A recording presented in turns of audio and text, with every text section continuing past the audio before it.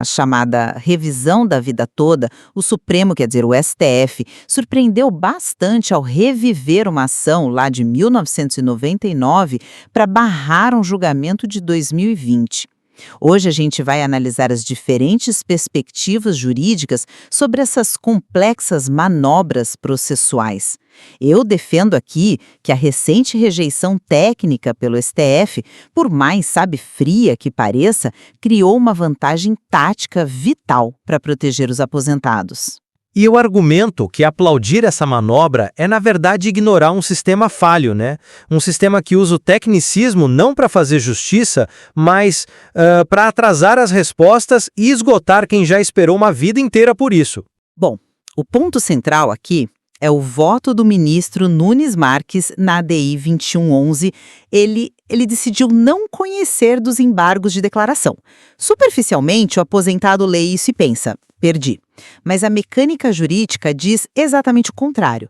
Não conhecer significa que o pedido não preencheu os requisitos formais de admissibilidade. Então, a Corte nem sequer avalia o mérito da questão. Certo, mas E por que isso é bom? Porque evita a temida coisa julgada, ou seja, aquela decisão definitiva e imutável sobre a modulação de efeitos. A modulação é basicamente definir quem vai receber os atrasados e a partir de que data, né? Ao não decidir isso agora, o STF manteve o pedido vivo para ser discutido no tema 1102, que é o processo correto para isso. O ponto cego desse seu argumento, eu diria, é a linha do tempo mesmo. Quer dizer, estamos falando de usar a ADI 2111, que é uma ação movida há 25 anos, como uma espécie de zumbi processual para atropelar o tema 102, que já estava sendo julgado e quase resolvido. A ironia cronológica aí é brutal. Você celebra o benefício técnico de não julgar o mérito, mas isso esbarra na dura realidade do tribunal. O STF usa essas gavetas processuais justamente para não decidir. Mas veja bem, eu acho que Temos pedidos de vista, tipo o do ministro Dias Toffoli, que congelam um processo. O prazo formal de devolução é de 90 dias, mas com os recessos todos, a paralisação se estende indefinidamente, sabe? sim, eu entendo essa frustração, mas é justamente esse preciosismo técnico de não decidir o mérito que salvou a tese de um fim trágico. Pense nisso como uma analogia simples. Você cria uma regra: se o seu filho chegar depois das 22 horas, ele está de castigo. Ele chega às 23 e no dia seguinte tenta te convencer a deixá-lo ir a uma festa super tranquila. Se você diz: não quero nem ouvir sua explicação, você perdeu o horário, você basicamente não conheceu do pedido. Você não julgou se a festa era boa ou ruim, apenas barrou na entrada por uma falha de regra. A analogia faz sentido na teoria, claro. O juízo de admissibilidade realmente barra a análise.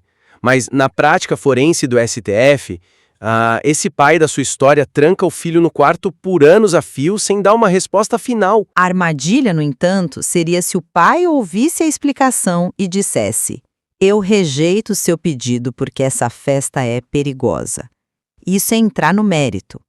Se o STF tivesse entrado no mérito e rejeitado os embargos na ADI 2111, a via do tema 1102 estaria completamente destruída, a porta estaria trancada e soldada pela coisa julgada.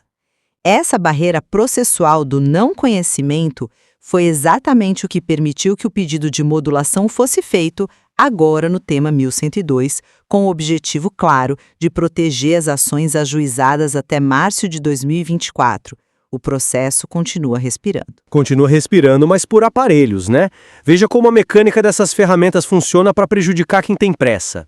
Lembra quando o placar da revisão da vida toda estava 6-5 a favor dos aposentados? Lembro, claro. Faltavam minutos para o julgamento acabar. Aí veio um pedido de destaque.